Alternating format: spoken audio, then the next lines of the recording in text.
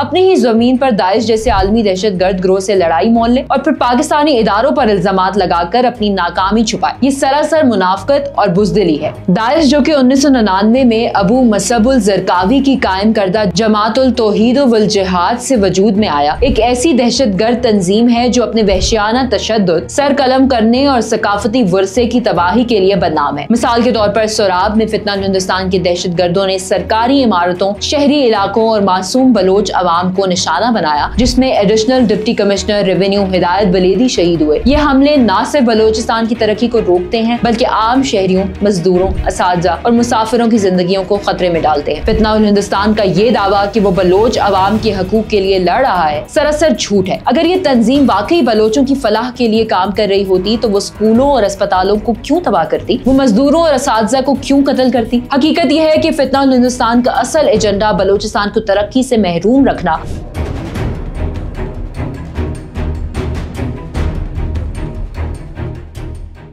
बलोचिस्तान पाकिस्तान का वो खित्ता जो अपनी सकाफती तनु, कुदरती वसाइल और जोग्राफियाई अहमियत के बायस हमेशा से दुश्मनों की नजर में रहा है, आज एक बार फिर फितना हिंदुस्तान और दाइश जैसे दहशतगर्द गिरोहों के हाथों जख्म खुर्दा है। फितना हिंदुस्तान, जिसे Baloch liberation army BLA, Baloch liberation front BLF और बलोच रिपब्लिकन आर्मी BRA जैसे दहशतगर्द गिरोहों का मजमुआ कहा जाता है, अपनी दाखिली तकसीम, नजरियाती दिवालियापन और गैर मुल्की सरपरस्ती के बायस न सिर्फ बलोच अवाम बल्कि पूरे खित्ते के अमन के लिए खतरा बन चुका है। इसके साथ साथ दाइश जैसे आलमी दहशतगर्द नेटवर्क के साथ इसका तसादुम एक नई तबाही का पेश खेमा बन रहा है। ये तहरीर फितना हिंदुस्तान के मकरू अज़ाइम, उसकी दाखिली कमजोरियों, दाइश के साथ तसादुम और बलूचिस्तान की तरक्की पर उसके तबाहकुन असरात का जायजा लेती है, जो कि मुकम्मल तौर पर मुस्तनद मालूमात और हालिया वाक़यात पर मबनी है। फितना हिंदुस्तान, जो खुद को बलोच अवाम का नुमाइंदा जाहिर करता है, हकीकत में एक दहशतगर्द गिरोह है जो गैर मुल्की एजेंडों की तकमील के लिए बलूचिस्तान में खूनरेजी और तबाही फैला रहा है। हालिया इतलात के मुताबिक फितना हिंदुस्तान के सरगना अल्लाह नजर ने दावा किया कि दाइश और पाकिस्तानी सिक्योरिटी फोर्सेस ISPR का बयानिया एक जैसा है। ये बयान न सिर्फ मुज़ैका खेज है बल्कि इस गिरोह की बुखलाहट और दाखिली खलफशार की अक्कासी करता है। एक तरफ फितना हिंदुस्तान दाइश के 30 दहशत गर्दों के कत्ल का दावा करता है और दूसरी तरफ दाइश ने उसके खिलाफ ऐलान जंग कर दिया है। ये सूरत हाल वाज़ेह करती है कि फितना हिंदुस्तान न सिर्फ अपनी क़यादत के फुकदान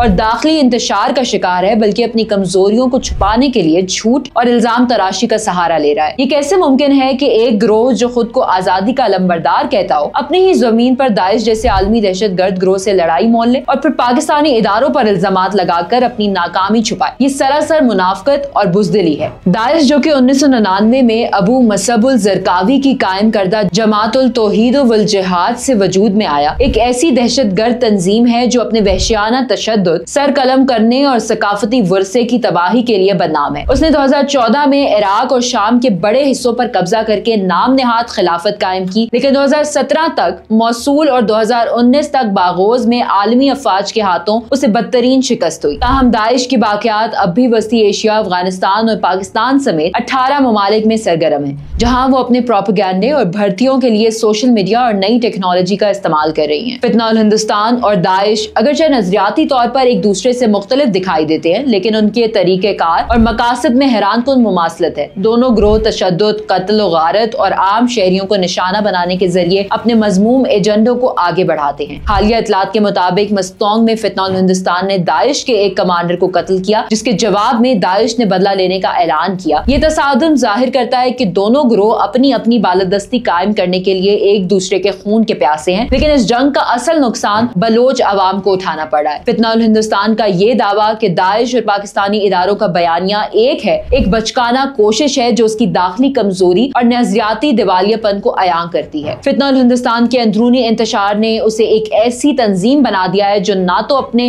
मकासद में वाज़ेह है और ना ही अपनी क़यादत में मुतहद। हालिया बरसों में उसके मुतादिद धड़ों के दरमियान तनाज़ुआत सामने आए, जिनमें हर धड़ा अपने जाती मुफादात के लिए दूसरे को नीचा दिखाने की कोशिश में मसरूफ है। इस तंजीम की क़यादत, जो कभी बलोच कौम परस्ती के नाम पर यकजा थी, अब यूरोप, भारत, ईरान और दीगर ममालिक में ऐशपारा जिंदगी गुजार रही है। ये रहनुमा ना तो बलोच अवाम के दुख दर्द से वाकिफ हैं और ना ही उन्हें जमीनी हकाइक का अदराक है। इनका वाहिद मकसद गैर मुल्की एजेंसियों, बिलखसूस भारतीय खुफिया एजेंसी रॉ के एजेंडों की तकमील है, जो फितना उल हिंदुस्तान को माली और अस्करी इमदाद फराहम करती है। पाकिस्तान के वजीर दिफा ख्वाजा आसिफ ने हाल ही में वाज़ेह किया कि फितना उल हिंदुस्तान की क़यादत नई दिल्ली में बैठकर भारतीय एजेंटों के इशारों पर नाचती है। ये तंजीम न सिर्फ बलोच अवाम के हकूक की अलमबरदार होने का झूठा दावा करती है, बल्कि हकीकत में वो भारत, ईरान और अफगानिस्तान की खुफिया एजेंसियों की प्रॉक्सी के तौर पर काम कर रही है। जब क़यादत ही अपने लोगों से कटी हुई और गैर मुल्की ताकतों के हाथों खेल रही हो, तो ऐसी तंजीम से आजादी का ख्वाब कैसे पूरा हो सकता है? ये महज एक दहशत गर्द गिरोह है जो बलोच कौम के नाम पर अपने आकाओं के एजेंडों को आगे बढ़ा रहा है। बलोचिस्तान में हालिया बरसों में तरक्याती मंसूबों जैसे कि सीपैक, गवादर पोर्ट, स्कूलों, अस्पतालों और सड़कों की तामीर ने सूबे को तरक्की की राह पर गामजन किया है, लेकिन फितना उल हिंदुस्तान इन मंसूबों को तबाह करने के लिए मुसलसल हमले कर रहा है। मिसाल के तौर पर सोराब में फितना उल हिंदुस्तान के दहशत गर्दों ने सरकारी इमारतों, शहरी इलाकों और मासूम बलोच अवाम को निशाना बनाया, जिसमें एडिशनल डिप्टी कमिश्नर रेवेन्यू हिदायत बलेदी शहीद हुए। ये हमले न सिर्फ बलोचिस्तान की तरक्की को रोकते हैं, बल्कि आम शहरियों, मजदूरों, असातिज़ा और मुसाफिरों की जिंदगियों को खतरे में डालते हैं। फितना उल हिंदुस्तान का ये दावा कि वो बलोच अवाम के हकूक के लिए लड़ रहा है सरासर झूठ है। अगर ये तंजीम वाकई बलोचों की फलाह के लिए काम कर रही होती तो वो स्कूलों और अस्पतालों को क्यों तबाह करती, वो मजदूरों और असातिज़ा को क्यों कत्ल करती? हकीकत यह है कि फितना उल हिंदुस्तान का असल एजेंडा बलोचिस्तान को तरक्की से महरूम रखना और इस अफरा तफरी का शिकार बनाना है, ताकि गैर मुल्की ताकतें अपने जोग्राफियाई और मुआशी मकासद हासिल कर सकें। अवाम का खून बहाने वाले आजादी के अलमबरदार नहीं। कोयटा में एक कबायली पश्तून बाप ने अपने 2 बेटों की शहादत के बाद फितना उल हिंदुस्तान को ललकारते हुए कहा कि वो इसके कातिलों को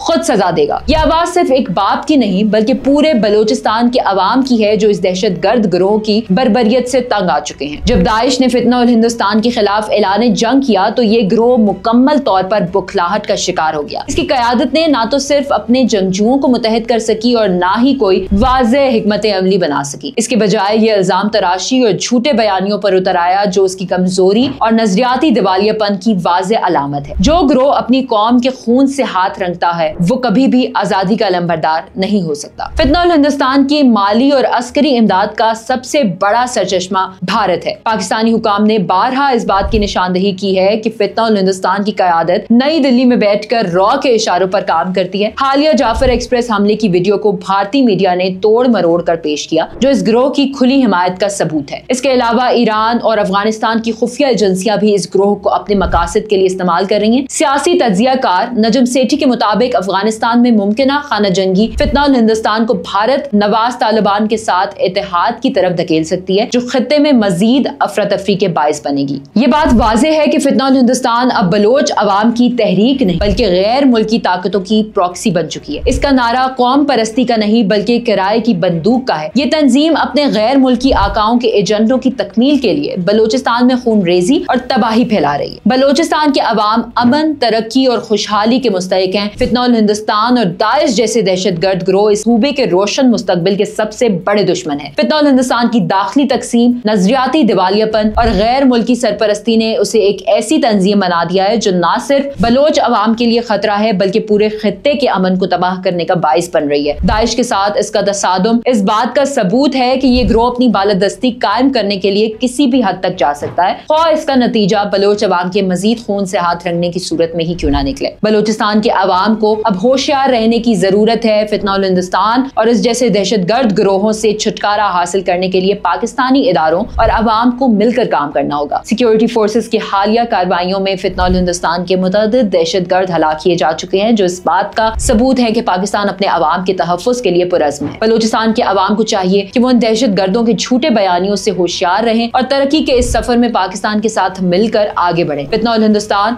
और दाइश जैसे गिरोहों का अंजाम वही है जो हर दहशतगर्द का होता है, तबाही और नेस्ती। बलोचिस्तान का मुस्तकबिल अमन, तरक्की और इत्तेहाद में है, ना कि दहशतगर्दी और इंतशार में।